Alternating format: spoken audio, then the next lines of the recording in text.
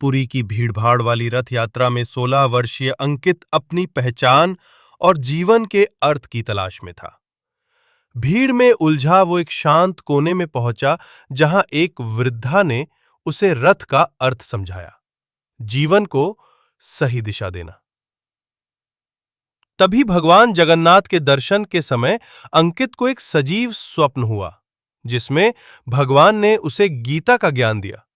कर्म करो, फल की चिंता मत करो। ये बात अंकित के दिल में उतर गई।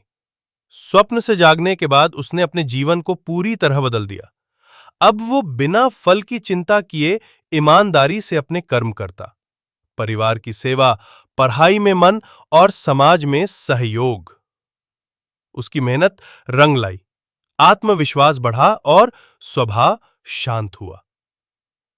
एक स्कूल कार्यक्रम में जब मंच गिर गया, अंकित ने बिना झिझक नेतृत्व किया। उसका कर्मयोग लोगों को प्रेरणा देने लगा। गांव लौटकर उसने छोटे छोटे स्कूलों में गीता ज्ञान और शांति अभियान शुरू किए।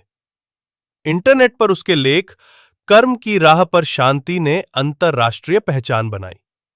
यूएन तक उसका संदेश पहुंचा, यदि हर इंसान फल की चिंता छोड़ कर्म को अपनाए तो दुनिया में सच्ची शांति संभव है।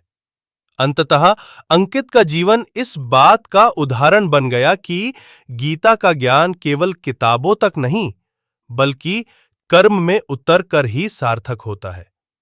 रथ यात्रा उसके लिए सिर्फ एक यात्रा नहीं, बल्कि आत्मिक जागरण और विश्व को शांति का संदेश देने का माध्यम बन गई।